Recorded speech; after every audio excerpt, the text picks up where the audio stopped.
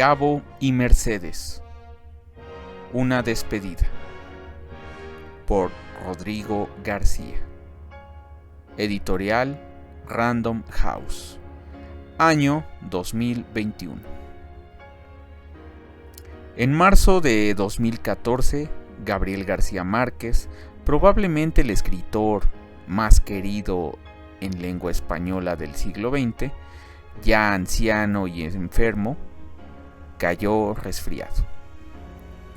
De esta no salimos, le dijo a Mercedes Barcha, su esposa desde hacía más de 50 años, a Rodrigo, el hijo de ambos. Estas páginas son la crónica más íntima y honesta de los últimos días de un genio, escrita con una asombrosa precisión y la distancia justa de un testigo de excepción, el propio Rodrigo.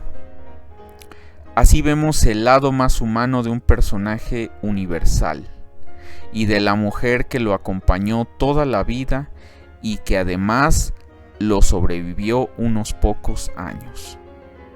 Este relato, entreverado de recuerdos de una vida irrepetible, es la más... Si puedes vivir sin escribir, no escribas, solía decir. Yo estoy entre aquellos que no pueden vivir sin escribir. Por eso confío en que me perdonaría. Otra de sus afirmaciones que me llevaré a la tumba es: no hay nada mejor que algo bien escrito. Esa resuena de forma particular, a medida que tomó conciencia de que cualquier cosa que escriba sobre sus últimos días puede llegar a publicarse fácilmente, sin importar su calidad. En el fondo sé que voy a escribir y a mostrar estos recuerdos de una u otra forma. Si tengo que hacerlo, recurriré a otra cosa que nos decía: cuando esté muerto, hagan lo que se les dé la gana. Gabo y Mercedes. Una despedida. Por Rodrigo García. La Biblioteca de París. Por Janet Skellin Charles. Editorial Salamandra. Año 2021. Un canto de amor a París, al poder de los libros y a la fuerza de la amistad. Baluarte del conocimiento y sinónimo de la libertad de las ideas, desde su fundación hace un siglo, la Biblioteca Americana de París se convirtió en una de las escasas ventanas abiertas a la cultura durante la ocupación alemana en la Segunda Guerra Mundial. Gracias a la heroica labor de las personas que allí trabajan, la prestigiosa institución nunca llegó a cerrar sus puertas y sus fondos siguieron circulando pese a las prohibiciones de los jerarcas nazis. Relieve el valor de las mujeres que lo arriesgaron todo por proteger el incalculable acervo de una ciudad imperecedera. La Biblioteca de París. Por Janet Skellin Charles. La Torre Vigía. Por Elizabeth Harrower. Editorial Impedimenta. Año 2020.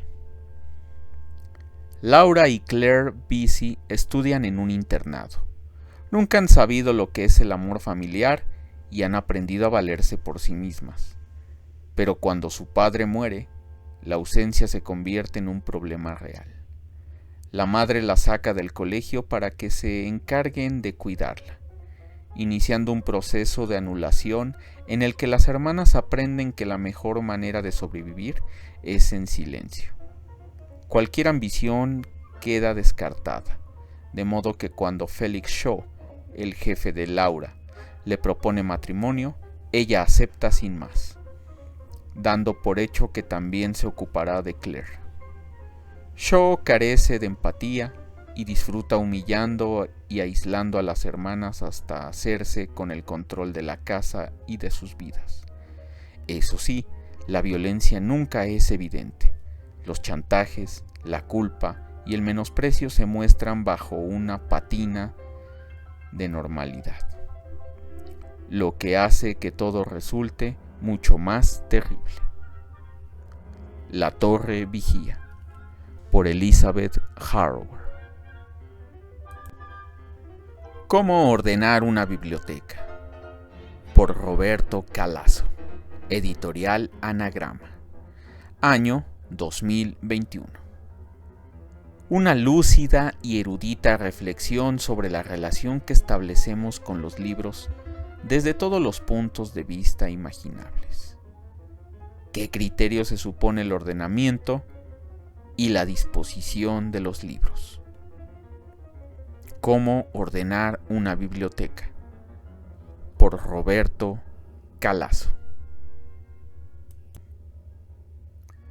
De perlas y cicatrices, por Pedro Lamebel, editorial Six Barral de México, año 2021. Este libro viene de un proceso, juicio público y gargajeado Nuremberg, a personajes con pinches del horror. Para ellos, techo de vidrio, trizado por el develaje póstumo de su oportunismo, silencio, homenajes tardíos a otros, quizá todavía húmedos en la vejación de sus costras. Retratos, atmósferas, paisajes, perlas y cicatrices que enarbolan la reciente memoria, aún recuperable, todavía emitida en la concha caricia de su tibia garra testimonial. De perlas y cicatrices, publicada por primera vez en 1998, reúne una serie de crónicas radiales que en su momento dieron cuenta del panorama de una época gris que se resiste a quedar en el olvido.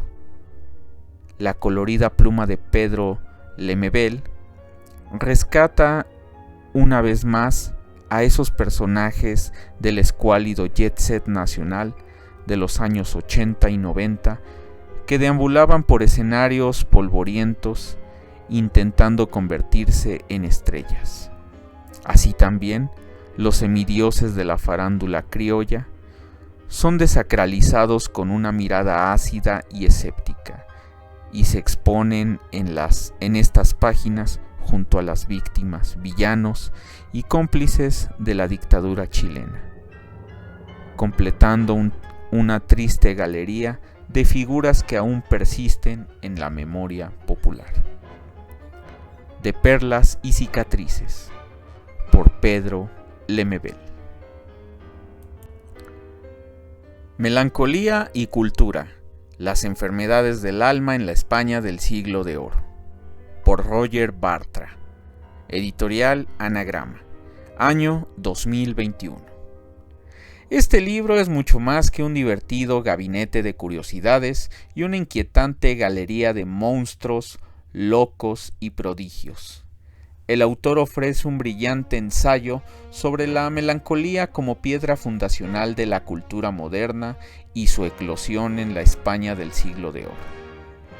Clave para entender sus espectaculares expresiones ilustradas, románticas y existenciales en la Europa de los siglos XVIII, XIX y XX. El libro es una inmersión en las enfermedades del alma barroca y nos descubre las extrañas flores que crecen en el árbol de la melancolía. La mirada antropológica del autor nos permite seguir a peregrinos caminantes y andantes para descubrir en el Quijote las mutaciones que convirtieron el mito de la melancolía en parte esencial de la modernidad. Melancolía y cultura, las enfermedades del alma en la España del siglo de oro, por Roger Bartra. Un corazón adicto, por Guillermo Sheridan, Editorial Tusquets, México, año 2021. El mundo que habitó Ramón López Velarde, quebrado por la Revolución Mexicana y por la separación civilina entre la provincia y la metrópoli, fingida oposición entre costumbre y decadencia, es uno de los periodos más complejos de la historia de México. Contubernio de voces, reflejo plural de una época convulsa, elaboración de la provincia diamantina. El ensayo que da título a este volumen es un paisaje construido por quienes conformaron el mundo del poeta. Anhelo de fuensanta y encuentro de amistades y rivales, en que el autor, antes que organizar la Babel mexicana de inicios del siglo XX, la concreta, la toma perceptible. 4 ensayos más se vuelcan en aspectos concretos de la vida de López Velarde, desde la evolución de su estilo y de los motivos que aparecen en su poesía, hasta la relación con el catolicismo y la política. Pasan por la polémica de la nueva revista Azul y la posible presencia de la sangre averiada en su obra y su muerte.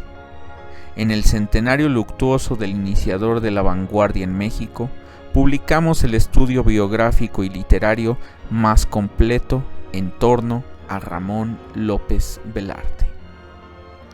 Un corazón adicto, por Guillermo Sheridan. Los suicidas del fin del mundo, por Leila Guerreiro. Editorial Tusquets, México, año 2021. A finales de los 90, una ola de suicidios conmovió a Las Heras, un pequeño pueblo petrolero de la provincia de Santa Cruz.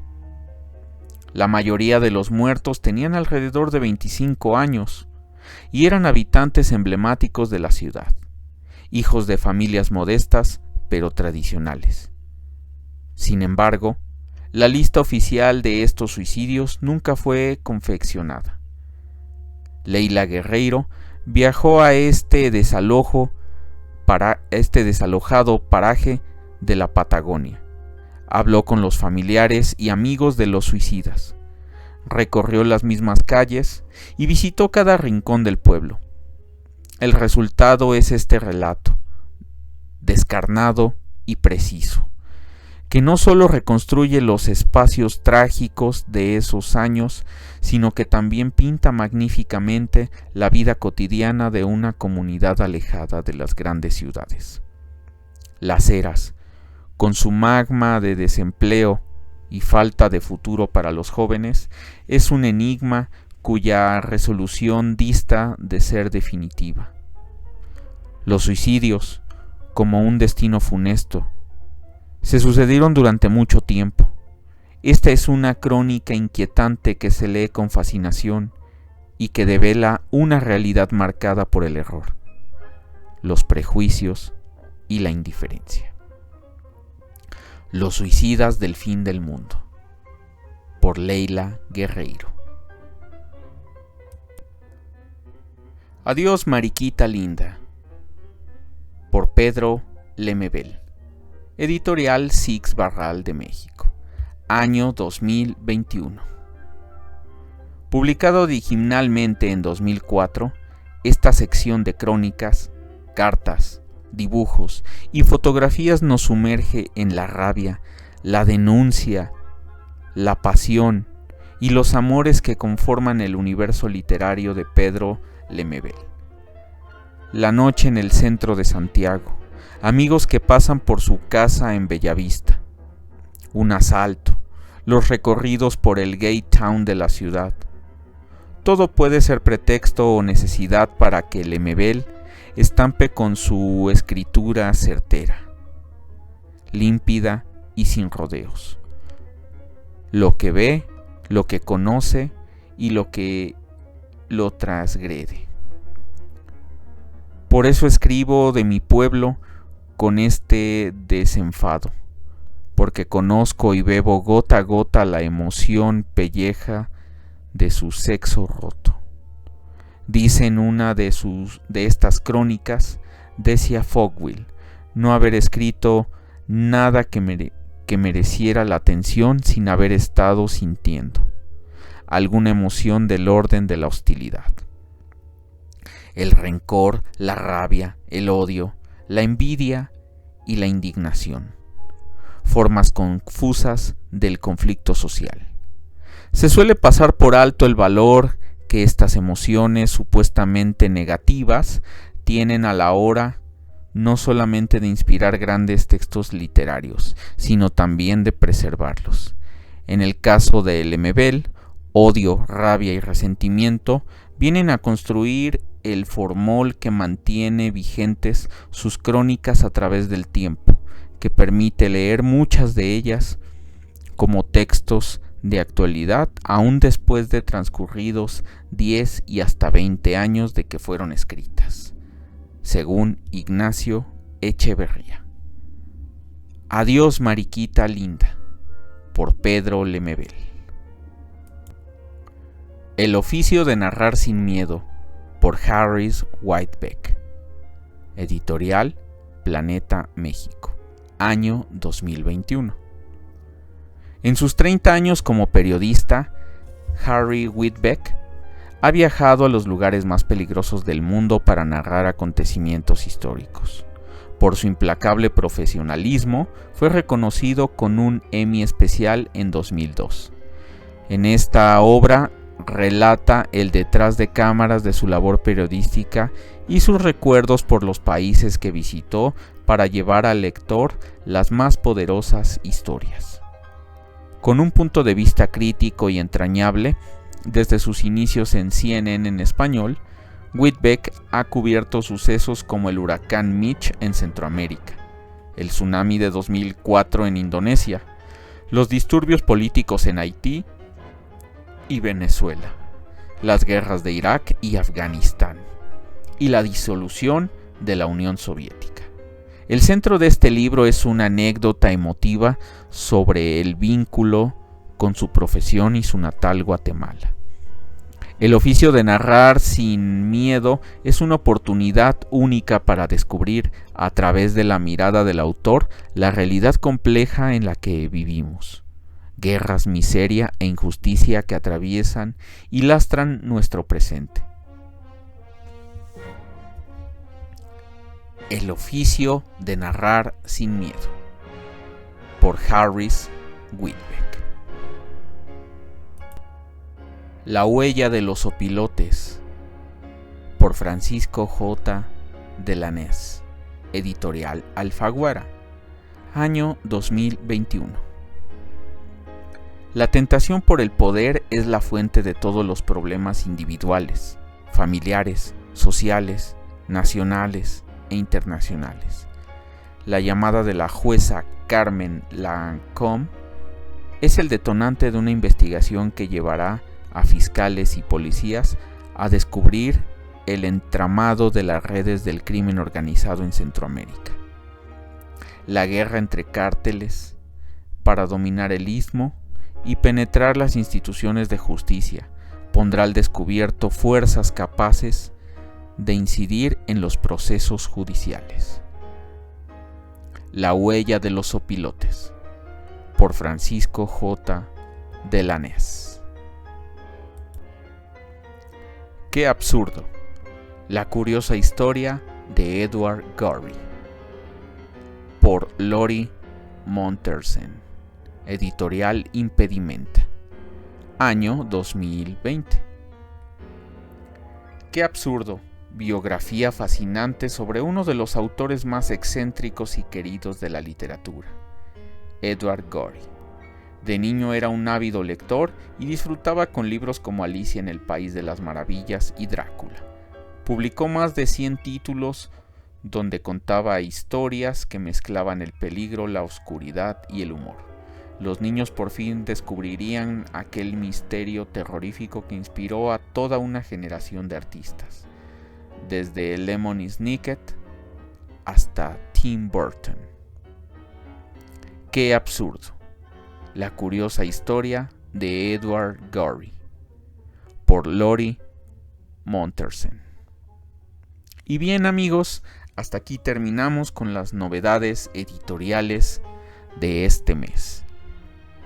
Nos estaremos escuchando el próximo mes y descubriremos juntos qué nuevos libros nos están ofreciendo los autores y las librerías.